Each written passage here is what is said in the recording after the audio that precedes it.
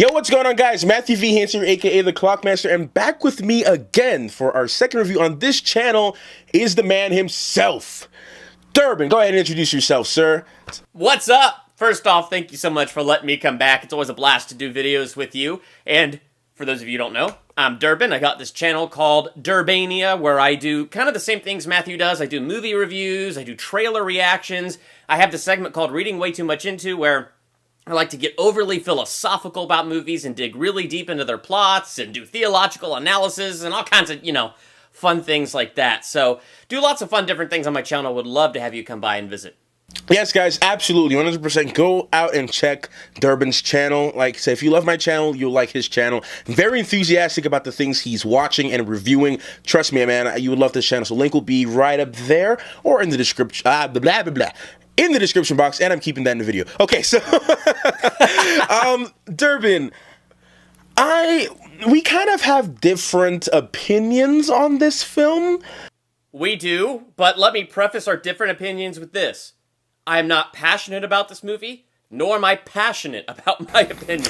Let's just get that clear right off the bat. I think I enjoyed this movie more than most, but that doesn't mean I'm in love with this movie, and it doesn't mean I am passionate about it. Yeah, you heard him. Yeah, I mean, because I remember asking him yesterday, because we were actually supposed to shoot this video a couple days ago, but there's so many problems, but we're doing it now. But I asked him, I texted him, I said, how'd you like the movie? He said he's the only one that actually liked it. And I was like, oh, okay, well, but because I saw Ryan O'Toole, he didn't really, he was like, Sean Chandler talks about his thumbnail is a straight up thumbs down. Oh yeah, his rant is epic. It is epic. I was just laughing so hard enjoying his rant. Yeah, I mean, he was not even waiting for people to click the video to know that he didn't like it. Like his thumbnail is literally like this. So, Durbin, you want to take it away and share some of your thoughts on this movie? Spoiler. Yeah, sure. I think the number one thing that kind of helped me enjoy this movie more than most people did was the fact that I just didn't even know what this was. I had never heard of the book before. I think I saw one trailer for it one time, but I obviously forgot because I went into this movie with a total and complete blank slate. I didn't have expectations for this thing one way or the other. I had no idea the circle was some giant social media thing. I didn't know this was supposed to be some kind of statement about being watched or not being watched. And so, when that came out, and it was just, that's what this movie was, here's what my mind immediately did. It compared it to the movie Snowden, which is the same kind of deal, Big Brother watching, but I was really bored in Snowden, really bored. I think Snowden, being based on a true story and all, raised really good questions and things like that. But in terms of a film and its pacing, I was bored. So, instantaneously, the moment I knew this movie was Big Brother's watching, the circle wants you to be a part of it, they want to keep an eye on you, my mind compared it to that. And in comparing it to that, I was not as bored in this movie. And I think that's the second thing that kind of helped me. But, that's kind of where my brain's at. Where are you at with this? Well, yeah, and one thing I forgot to mention, guys, this is a spoiler review. I did not do a spoiler-free version, nor will I do one. This is a spoiler review, so if you're interested for any chance in watching this movie, click off the video and come back and watch it later. But if you already seen it or you just don't care, you can watch the movie. Now, watch this video. So, now for me, I said, pretty much like you, I didn't read the book or anything in any way, shape, or form. I've just seen two trailers. I reacted to the first one a couple months ago, and I was like, it looks like it might be interesting. The plot looks like it may be interesting. The concept looks interesting. Like you said, Big Brother watching, all that kind of stuff like that. But then when I got into the movie, and even before, normally I don't look at Rotten Tomatoes scores before a film because normally that kind of affects, how I view the film. I look out for certain things. But I saw the fan rating was like 2.5 stars, and I was like, whoa.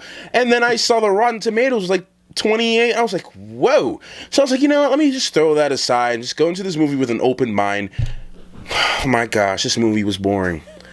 This movie was so boring. I mean, I'm right now. I'm just gonna start going off. This is an outright rant. Um, they did not use the characters the way they should have in this movie, and it would have made the movie 10 times more effective. You had a powerhouse cast, first of all, which were so underutilized, in my opinion. John Boyega was so underutilized. He was on the screen for like what, 4 scenes, and only had like 2 lines of script. Yeah. I mean, come on. And the character development was poor. Kong Skull Island had more character development than this film. I mean, come on. I was just so disappointed with that. You didn't get to grow to the main character in any way, shape, or form.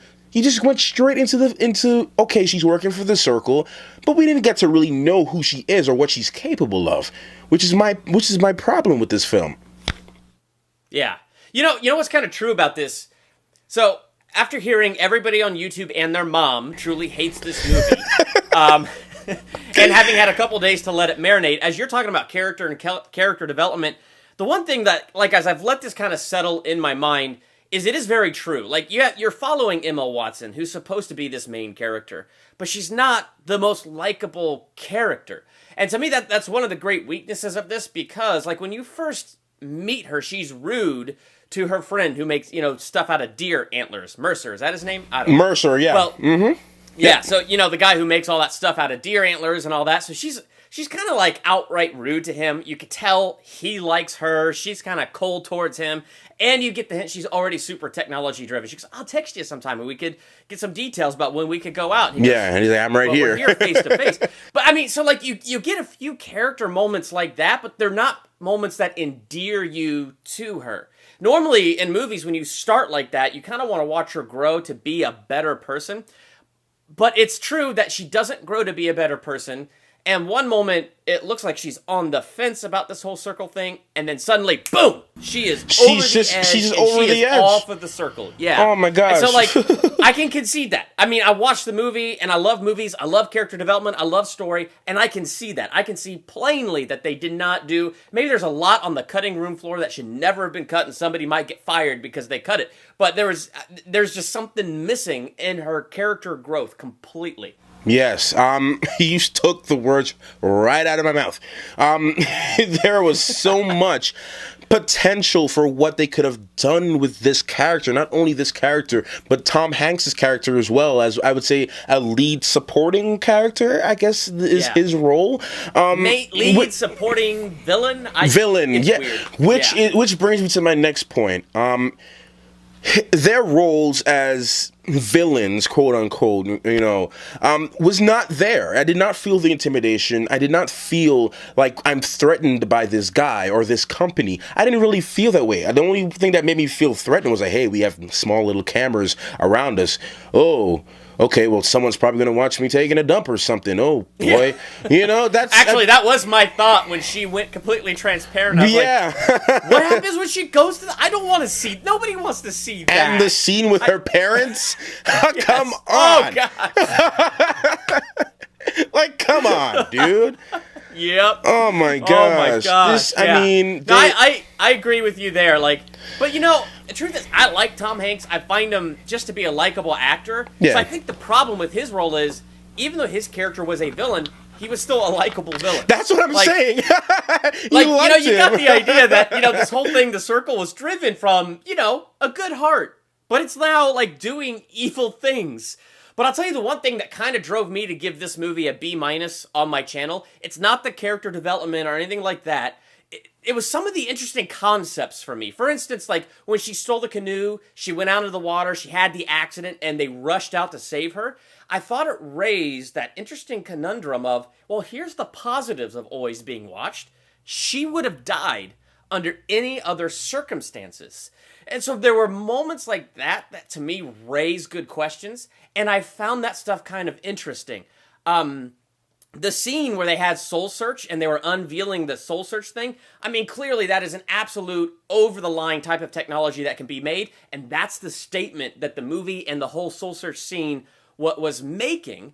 But, it's funny because I watched it and I felt that disgust, and if we're talking about Tom Hanks kind of being a likable character when he's supposed to be the villain, that almost made him more villainous to me. that here's Tom Hanks applauding this with that innocent, happy smile and all that stuff, and clearly this is over the line. And so, like, there were things like that to me were interesting concepts. And so I think me knowing nothing about this movie and some of those interesting concepts is kind of what engaged me a little bit more than everybody else. But in terms of character development, things like that, oh, dude, it's totally shallow. Oh my gosh, yeah. Hell yeah. Okay, so we were talking about that now too. So I guess I got most of my negatives out of the way. While there's still a few more nitpicky stuff, let's talk about some positive things. For me, some of the positive things I liked was, like you said, the concept overall. You see she's brought into this environment, it's more modern, and then they're talking stuff with the politics and, all these kind of different things. You have a camera, and like you said, she's canoeing, and if those cameras weren't there, she would have died.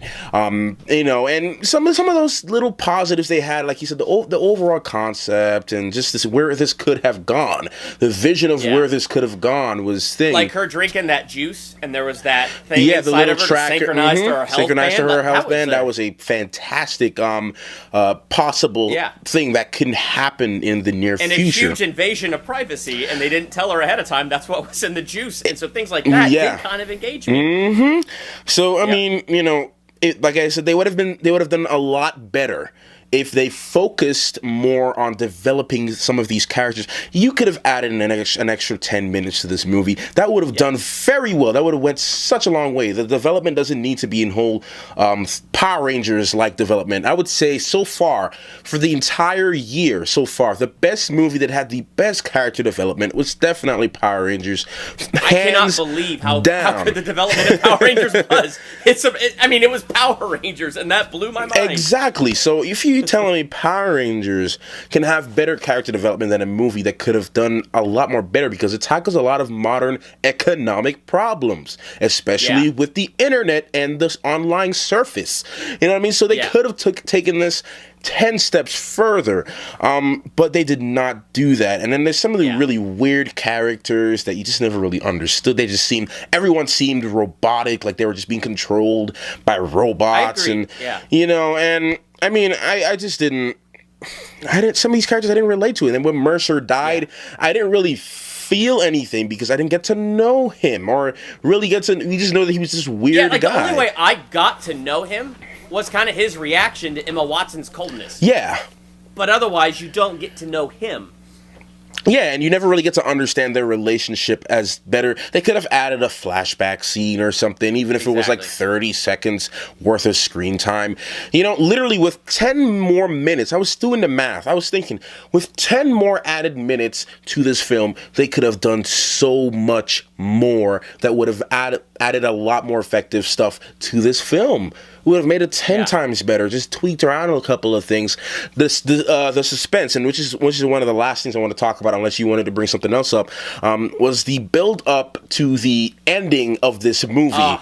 The ending is exactly the next thing I want to talk about. Horrible. It was like the ending of this movie was terrible, horrible in every way. I mean, just like that, it just went from 0 to 100 in like 2 minutes. Like the minute before, she's in the cellar with John Boyega. There was no build-up of no suspense. The climax was pretty much non-existent. There was, and by the time we got to the third act, you're like, okay, now the movie's starting to build up, but then it's done, and you're like, whoa. Well, it was just what weird happened? Because it's like, okay, so she has this master plan, and so you kind of at least hope something clever is going to happen here. But all she does is do the typical thing on stage where our bosses have agreed to be transparent in front of everybody where they can't deny it. And then, she talks to John Boyega, however you say his last name, to get the emails out of all the secret emails and communications. And all of a sudden that comes out. And it's like, well, wait a minute. Are you telling me it was always this easy to find all of their top secret communications and send it out? And John Boyega, who is against this and using his invention the wrong way, never once thought of this.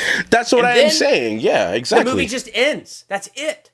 So the company gets screwed, right? Our two leaders of this company are screwed. They're out of business, it seems. But then she's out canoeing seemingly alone, and then she's followed by drones everywhere she goes. And it's like, well, wait, I don't get this. What? The ending was, it seemed that like if they fired like 10 writers and then had like two more people that they had were skipped, that they skipped in the earlier writing sessions. And they were like, just come and fill in the last 5 minutes of this movie because we fired like all of our best writers and like we don't need them. Let's just finish this movie. And as I'm saying, the lack of character development with John Boyega's character, I even forgot his name. He's supposed to be this big influential factor of this entire company, someone who made a stepping stone for this company to stand up and be the company it is now. But he's just this guy lurking in the shadows. He's a standout guy, standing out and leaning on a tree, hiding alcohol in bushes, and like and just texting on his phone. We never get to see him actually use his brains or his gifts, which I would have loved to see them do. I mean, I think Fast 8 did a better job at letting hackers use their abilities. That is true. I mean, this guy is supposed to be a genius. We should have at least seen him in action at least once earlier to know how important he is as a genius. Like, whoa, this guy, you don't want to mess with this guy. He knows what he's doing. I didn't get that. Yeah. A lot of elements were missing. I feel the same. It wasn't a horrible movie where it was completely failure. It definitely was not. But like I said, man, I would watch Kong for the story alone. All right? Yeah. You can take Kong out of the movie and I will still watch the movie compared to The Circle. I really am regretting the $11 I spent minus the $1 discount I get from AMC Stubs Premiere. Like, I mean, come on. I could have watched this on Blu-ray. It's not even worth the Blu-ray. It's worth an online free watch. All right? Look, man, I give this movie like a D. They could have done so much better with this thing, man. And I can see why you liked it. I can see why you gave it a B, which is completely okay. I mean, Well, it's just funny to me because I feel like I'm alone on an island because every YouTube review I've seen is not just like, oh, this movie is bad. It's a passionate rant of this is the worst thing that could have ever been produced by mankind. I mean, every single YouTube review I have seen has been like that. I'm just like, well, I mean, I get it. I mean, I'm not passionate about this movie, and I cannot argue to save this movie. I just simply can't. There's not enough there.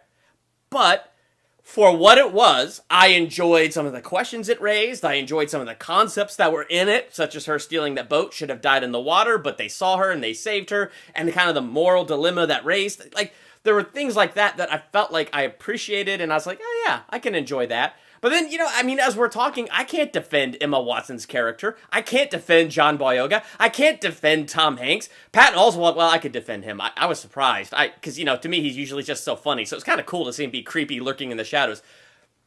Otherwise, though, and the ending was terrible. Like, even in my review where I gave this movie a B-, that was my place of rant. The ending to this movie was such a freaking letdown and stupid. They could have done so much with that.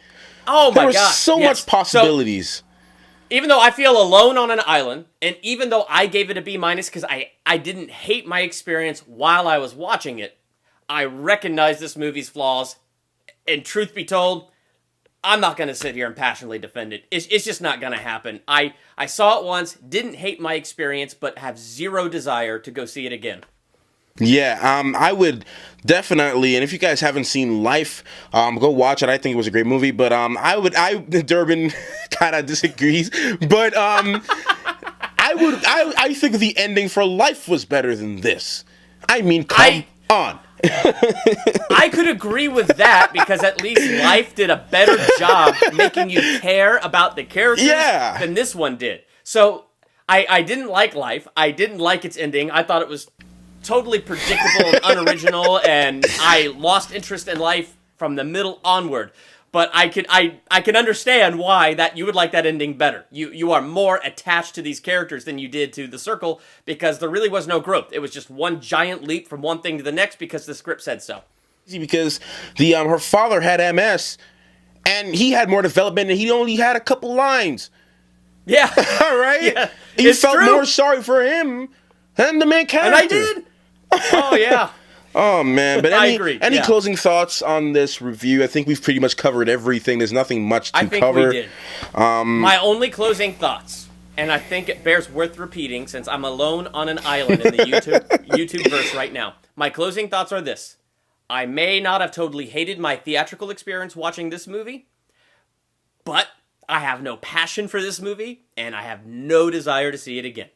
Amen to that. I'm Matthew Haynes, and I endorse this message. Oh man, but guys, if you have seen The Circle, please let us know in the comment section down below what are your thoughts. Do you agree with me?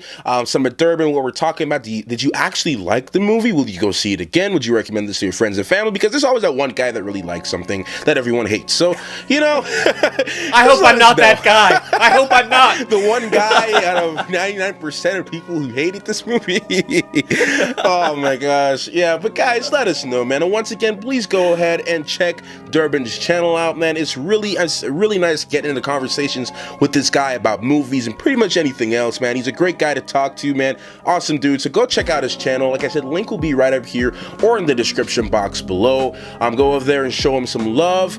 And once again, like I said, thank you for watching this video, man. Any last things you want to say to these people, Durban?